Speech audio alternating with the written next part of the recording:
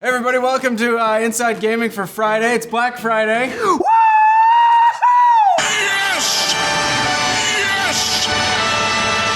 30% off. Inside Gaming now 50% off. 60% off. Trample a woman in the Walmart parking lot to get to this episode. I'm about to elbow somebody in the mouth for a Furby. So what do you do after you make one of the best indie games in recent memory? Make a sequel? Bathe in your money? Take a year off, maybe? Well, if you're Motion Twin, the creator of Dead Cells, you do the opposite of what everyone expects. You give birth to a whole new company, hand it the keys to your best-selling game, and then start thinking about your next project. Hey, Inside Gaming Daddy over there on the laptop, Brian Garr interviewed one of the founders of that new company, which is called Evil Empire, and got some interesting behind-the-scenes details about how Dead Cells was made. Hell yeah, doing some original reporting for you guys. Is that a Rage Against the Machine reference that they're making there? It's pretty edgy. They're French, so I don't know if they have Rage Against the Machine over there. Oh no, they don't. And even more interesting, he told us about how that process would not work for the new company going forward. But before we get to that, let's back up and talk about the history of Motion Twin and how it became one of the most well-regarded indie studios in the world today. Yeah, Brian, you talked to the marketing manager, right? Yeah, his name's Steve Philby. He was actually the 14th person hired at Motion Twin, and while most people have only heard of the studio because of Dead Cells, Motion Twin, they're not a newcomer to games. They've been around a while. Yeah, before Dead Cells was ever a thing, Motion Twin had a long history of making games, dating back to the best era of games, the Flash game era of the early 2000s. Yeah, hell yeah. Well said. Yeah, Motion Twin is headquartered in France, where everyone lives. But in the early days, Philby said that nobody was interested in traditional corporate models, with bosses who get paid more and underlings who get less and take the orders. Like all companies. How any org structure works. Yeah. So he told us what they really wanted to do was just stay a bunch of friends working together. What they really wanted to do was just stay a bunch of friends sort of working together and not have those sort of arguments and not have those sort of power disparities. So they ended up coming up with a solution, a co-op model. And under that model, nobody was anybody else's boss. Everybody got paid the same. Everybody had an equal say, and everyone worked the same amount of time. As Philby put it, they didn't let people crunch on a game or slack off. Yeah, I think we're gonna do something similar to Inside Gaming. I'm declaring right now that I no longer have a boss. Any bosses, I'm my own boss. If you do it on Black Friday, it holds for the rest of the year. That's right, yeah. Philby said that the decision to be a co-op wasn't really a political decision in a sense of overtly fist-in-the-air, militant, anti-capitalist, although he pointed out that France is much more left-leaning than the United States. I guess I'll take his word on I it. don't know how I feel about that. In Motion Twin's case, he said, They were just kids, really, and they just wanted to maintain sort of like a group dynamic that made sense to them. over time, though, the kinds of games they made changed from Flash games to free-to-play web games to mobile. But it was that last genre, mobile, that they really hated. That rain is so loud. Yeah, is that a problem? At one point about 5 years ago, they decided, screw it, we're not gonna do this anymore. No more mobile. Yeah, and they had saved up some money they'd made from previous games, so for the next few years, they'd go in a new direction, making a Steam game. It's the kind of decision that a regular company would never go for, but at Motion Twin, they had that flexibility because remember, everybody had an equal say.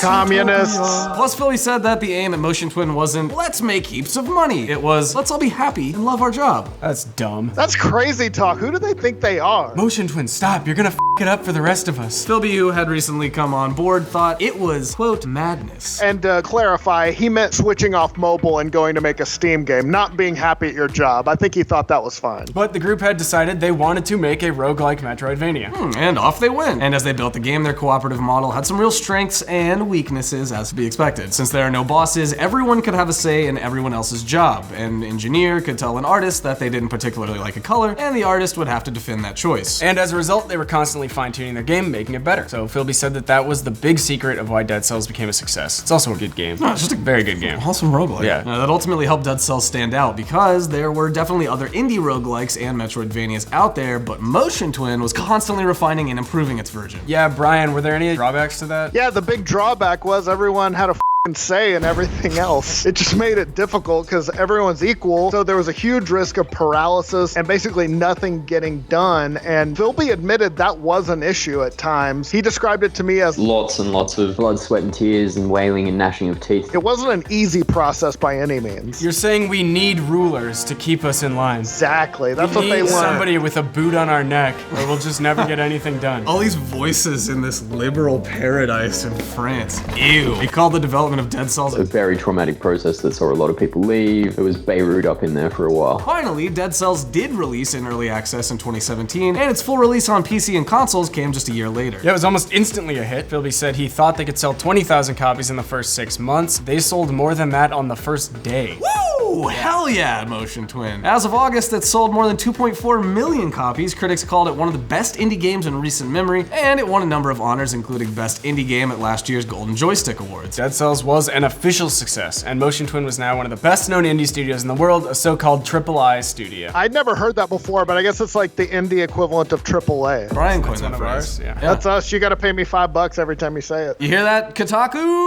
Oh! Ooh, Not saying any names, but the team was... Trace and Dryer. But the team was divided about what to do next. Some wanted to go on to a new project. Others wanted to keep working on Dead Cells and keep pushing out new content to its now millions of new fans. Yeah, after a conversation between everyone, that latter group broke off and became a new company, Evil Empire. Philby is now part of Evil Empire, but he says it was all done with Motion Twin's blessing. They still own Dead Cells and have final say on anything that goes into the game.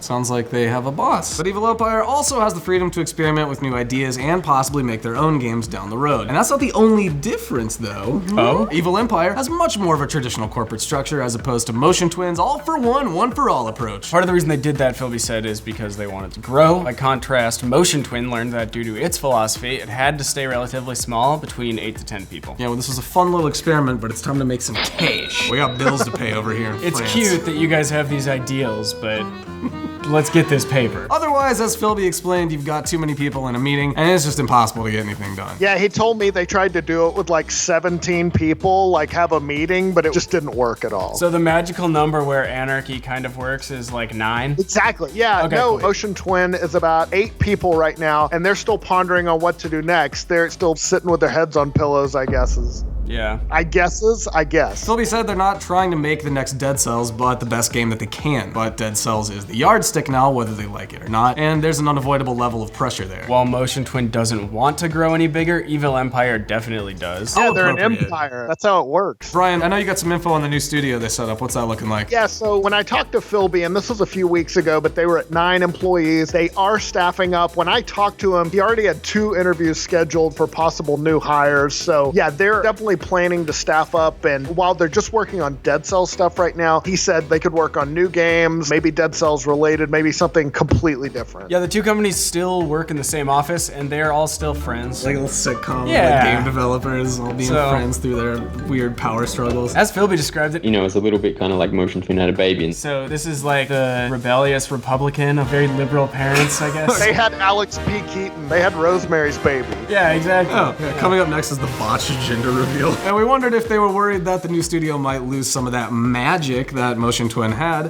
Co-op might be unwieldy, but it also did produce Dead Cells. Philby's response was yes, they absolutely are worried about losing some of that secret sauce. But to try and recreate it, they have established a core group of 4 people inside Evil Empire. An evil cabal inside an evil empire. Yeah, it does sound like a weird council, especially when they only have 8 employees. 4 of them are on the high council. They have 9, but your point still stands. And just like Motion Twin, there's zero hierarchy in that inner circle. And they want their designers and artists to have all the creative freedom to innovate just like the team at Motion Twin did. Philby also said he doesn't believe in the corporate structure of having one genius at the top who then imparts their wisdom to the rest of the team. Trickle-down genius game design, Yeah. I love it. I mean, it works for some studios. Like Kojima's entire career has been based on that. There's other developers who kind of have their own level of clout the studio depends on. Yeah, they're just not like that. They are all about the collaboration. I think he told me, like, we hire you to think, so what are your thoughts? So, will Evil Empire flourish? Will Motion Twin make something better than Dead Cells? Will we still be asking rhetorical questions? Who knows? Yeah, but it is cool to see a company make a great game with a completely different structure than the usual crunch-heavy, top-down approach we see at most developers. Yeah, I know, it's like a refreshing change. Thank God it was like a success for once. And it's also interesting to note that they realized that that wouldn't work for more than 8 to 10 people. So they're also just being really honest in their approach to how they make these games. It's so nice. At any rate, it'll be cool to see what both of these companies go on to do and what kinds of things they'll learn from their differing ways of doing business. I don't understand how it would work beyond that 8 to 10 people. That does seem like kind of the magic number where it's still manageable enough that you don't just have 30 people suddenly giving their input on art direction who are not artists. You know, the accountant is coming in giving story advice. I also think you have to be pretty tight with the rest of those people in a small group. And Yeah. once it gets to like 30 people, you're probably not as close to all of them. So if somebody's like, hey, I don't like what you're doing, you might be like, hey, go f yourself. Yeah, exactly. I mean, if they're not all bros and also have like a certain amount of respect for each other, that when Exactly. advice comes in, it's not taken as like an insult. Tell me my art design sucks. Your art design sucks. Hey, I really appreciate that. Backhanded criticism, bro. Tell us we suck in the comments below. Meanwhile, if either of you criticize my writing, I'll kill you. Basically, he's telling me about what the financial compensation could be. He told me about how he took a 5% revenue share on Terraria's sales. He said something along the lines of like, hey, if you do enough work to get paid for it, imagine how much you'll get paid. I am so rich. I mean, you might be someday. Not today, because I'm not